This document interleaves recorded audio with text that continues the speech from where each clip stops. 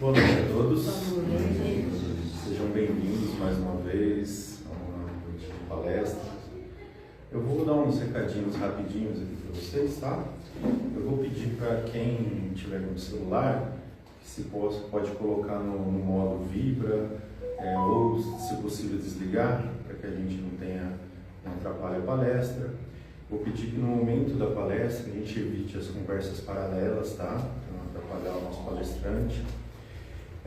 Após a palestra, nós temos os passes magnéticos, tá? Então, quem for receber o passe, é só permanecer sentadinho na cadeira, que os trabalhadores da casa vão chamando vocês para o passe. Depois dos passes, nós temos o alinhamento de chakras, que é o TDM, o tratamento TDM. Quem quiser também TDM, é só voltar depois do passe, sentar, que também a gente coloca lá depois o tratamento, tudo bem? Lá fora, nós temos dois cadernos de intenções para encarnados e desencarnados. Os cadernos estão ali numa mesinha ali fora. Quem quiser colocar intenções, se lembrar o nome completo da pessoa, prefiro que a gente coloque o nome completo, tá bom? Durante a semana a gente faz um trabalho com esses cadernos de intenções. Nós temos a nossa biblioteca, tá? Quem quiser pode pegar, ver o livro, levar para casa, não precisa anotar em lugar nenhum, tá bom? Leva, lê, se quiser depois devolver aqui, pode devolver, se quiser passar para uma outra pessoa também, fiquem à vontade. É importante a gente fazer esses livros circulares, tá? Às quartas-feiras, amanhã, nós temos também atendimento ao público, tá? Atendimento espiritual. Então, quem quiser esse atendimento, a casa abre às 8h15, não precisa marcar horário, e os atendimentos começam às 8h30, tá? Então, quem quiser é só vir às quartas-feiras. Qualquer dúvida, só perguntar para um dos trabalhadores da casa, tudo bem?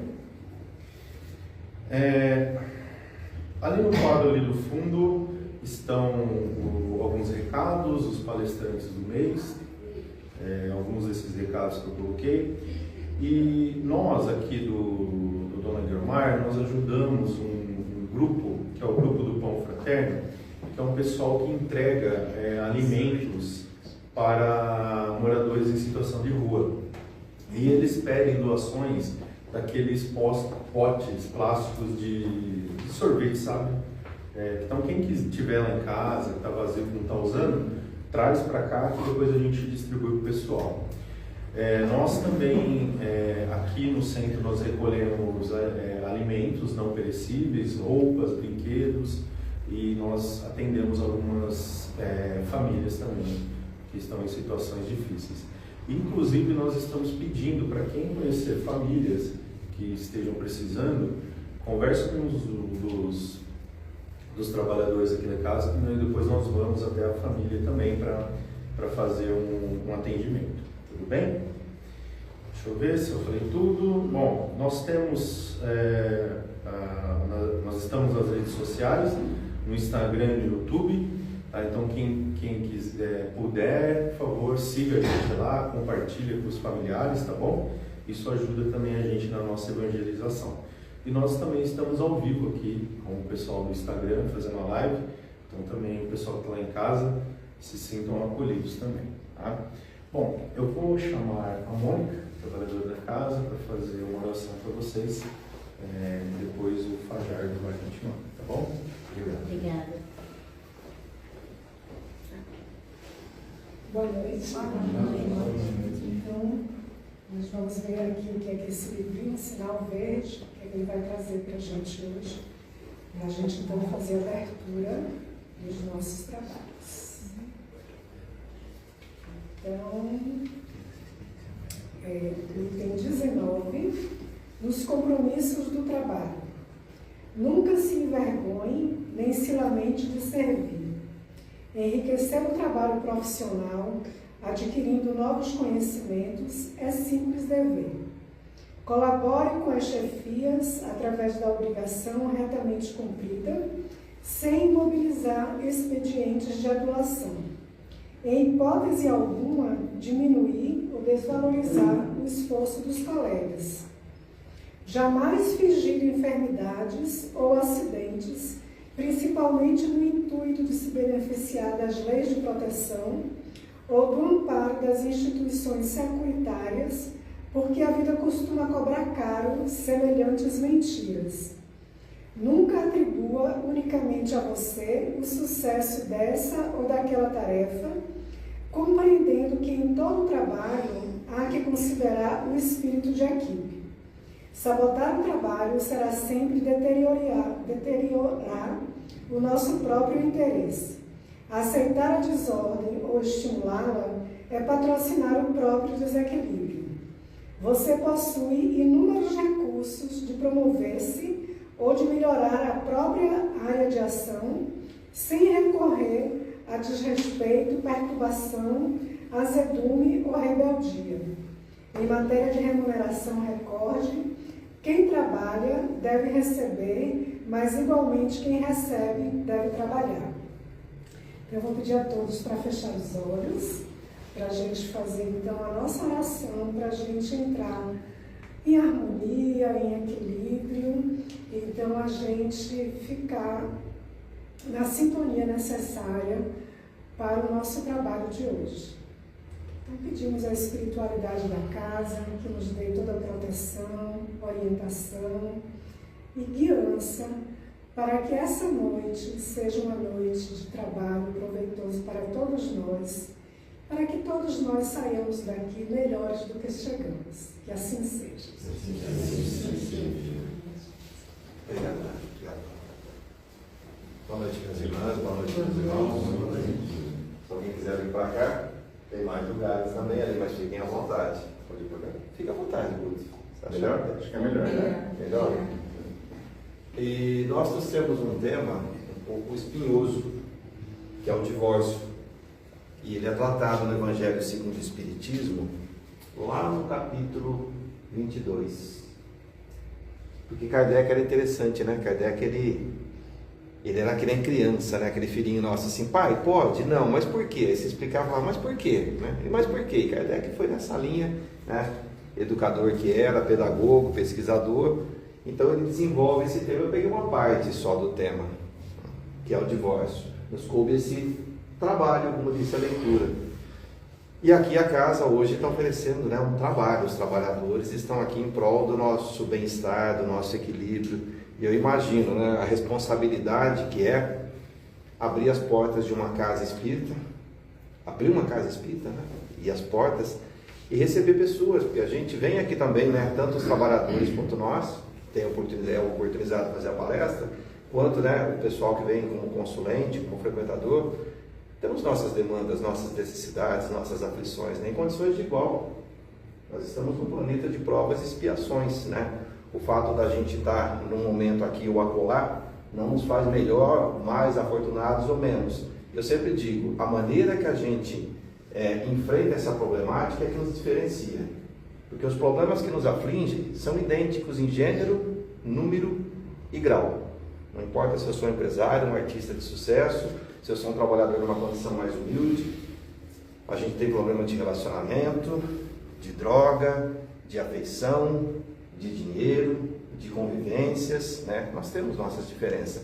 Ora com companheiros ou companheiras, com os pais, com os filhos, com professores na escola, no trabalho, que às vezes vira ambiente competitivo, e a gente passa mais tempo no trabalho que junto com a nossa família, e às vezes o nosso ambiente de trabalho, ou a gente contribui ou nós o fazemos tóxico. A gente tem que estar muito atento para que isso não aconteça. A gente fica 8, 9, 10 horas lá dentro. Então aquelas pessoas, a gente tem que achar um ponto de equilíbrio ali para trabalhar, e às vezes nós não temos uma consonância de ideias, mas ali não é um lugar exatamente da gente discutir as ideias, e sim o propósito daquele empreendimento onde a gente trabalha, a cultura, o que ele busca.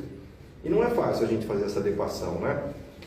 Quem tem filho adolescente sabe que a gente tenta passar para os filhos, os meus já saíram da adolescência, os meus da Fátima, mas eles são difíceis, eles não vivenciaram, eles têm sua vivência, eles estão descobrindo, alargando seus horizontes, né? E depois de um tempo é fantástico. Nós fizemos isso com nossos pais. A gente fala, puxa, eu vou perguntar para o velho, né? Ou a gente fala assim, puxa, se o velho tivesse aqui ou a velha, né, ele saberia o que me dizer, né? E a gente tem a segurança. Então, esse é o nosso papel. E quando a gente fala de divórcio, é justamente para a gente pensar nos compromissos assumidos. Não só na relação amorosa, na questão do relacionamento carnal, da sexualidade, mas de uma construção de um relacionamento de confiança e depois de uma família. De uma família à luz dos ensinamentos do Cristo, de valores cristãos. E às vezes a gente se equivoca nisso também. Nós estamos num mundo de provas e expiações. Nós somos falíveis, né? Não quer dizer com isso que é nos dado também, olha, é inconsequente, faça o que você quiser. A gente sabe que quem veio para a doutrina espírita, quem está há mais tempo, quem convive, quem está aqui, sabe que ela nos coloca nos ombros as responsabilidades. Ela fala, olha, é um aprendizado, um desafio de você contigo, vai te oportunizar uma série de situações com pessoas, do seu relacionamento, do seu entorno, mas é a sua jornada, é o seu aprendizado. Eu não vou conseguir resolver os problemas do Guto para ele, muito menos ele. Os meus, ele pode me aconselhar, oferecer um ombro, oferecer um trabalho numa casa, como está fazendo essa casa, de abrir as portas, convidar e oferecer ferramentas que nos fortaleçam, que nos coloquem para o dia seguinte. E às vezes a questão envolve o nosso relacionamento, o nosso companheiro ou nossa companheira, né? Quando a gente fala em divórcio, a gente pensa, é tratado no livro no Evangelho segundo o Espiritismo, mas o divórcio, deixa eu ver se eu passo o slide aqui, não vai me sabotar, ele está me sabotando. Nossa, eu acho que foi voltar um aqui. Eu trouxe aqui uma curiosidade só. Ele está bem estranho, viu, Guto? Aqui, essa curiosidade. Só do censo. O censo, apesar de 2022, os números começaram a sair no final de 2022, 2023 e agora as questões políticas, religiosas, mais 2024, né? Uma curiosidade antes de entrar no tema. Isso é a cidade de São Carlos. Nós somos 3,68% da população, declaradamente espírita. Não estou falando de simpatizante, que vai num banda, que vai no candomblé, que vai na igreja católica, que vem no espiritismo. Nada contra, ok? Aqueles que se declaram mesmo espíritas, né? E que seguem a codificação de Kardec, nós somos 3,68%. Ou seja, nós somos cerca de 10 mil espíritas em São Carlos. Pouquinho, né? Que a gente esteja engajado, então, comprometido. Que a gente leve esse ensinamento, essa doutrina do Cristo no nosso exemplo. Falar é fácil, vir aqui falar, apesar da responsabilidade, né, da casa, confiar a palavra a alguém, de falar com uma plateia de pessoas que vêm, de trabalhadores inclusive, é a parte mais fácil. O difícil é vivenciar, é ser exemplo lá fora. É a gente conseguir colocar isso no ambiente de trabalho, como foi a leitura, nos desafios, né? E aí você fala, Rogério, amanhã eu estou tão cansado, eu estou tão assim sem paciência, eu acho que eu vou lá no posto de saúde e vou pegar um atestadinho e vou dar um migué e não vou trabalhar. Posso fazer isso? Posso, mas não é lícito do ponto de vista moral cristão. E a gente já fez isso. Já aquela enroladinha. E se eu falar assim, eu vou sonegar o imposto de renda, dá vergonha. Porque a gente paga impostos, horrores, não sabe, a gente pode não concordar. Dependendo de ideologia partidária, como que é usado, se é bem ou se é mal usado, eu tenho minha opinião e tenho minha conduta. E aí quando você traz de novo com as condutas para a moral cristã, a César o que é de César, você fala, e agora? O que eu faço com isso? Então ser espírita, essa opção é uma maneira correta de viver. Eu costumo dizer assim, a gente fala em fazer oração, é necessário oração, essa conexão, mas a nossa vivência tem que ser uma oração. A nossa conduta tem que ser lícita. Com o filho, com o pai, com a mãe, com o patrão, com o empregado, com o motorista no trânsito, com a pessoa que bate no teu portão pedindo ajuda. E não é fácil a gente conciliar tudo isso. Nós somos em números, quantidade de 10 mil, que os nossos exemplos, então, propagam essa doutrina maravilhosa da doutrina espírita. Vamos ver se eu me entendo com ele aqui, Hugo. Pode passar? Pode, por gentileza. Não está nem aqui. Eu acho que ele está com algum delay, mas ele está passando, tá? Só um pouquinho de paciência. Então o divórcio, o que fala lá, inclusive na doutrina espírita? Que é uma lei humana, que trata da separação daquilo que de fato já está separado. adultério hoje e no passado. Adultério é aquele relacionamento fora do casamento sem o consentimento da outra parte. Porque você pode ter relacionamento fora do casamento e a outra parte consentir. Eu posso até particularmente não concordar. A minha orientação, a minha formação, os meus valores. Mas é uma realidade. Tem pessoas que concordam. Porque os meus princípios morais, eu tenho que ter uma referência. Eu sempre falo, a nossa moral tem que ser do Cristo. Porque a moral de cada um tem uma legislação civil que rege isso, né? A legislação trabalhista, a legislação criminal, as legislações tributárias. Mas tem conceitos que eu posso aceitar e outros eu posso aceitar. É muito relativo. A gente tem que colocar um referencial. A gente tenta, a gente busca um moral. Aquela deixada por Jesus, o Cristo.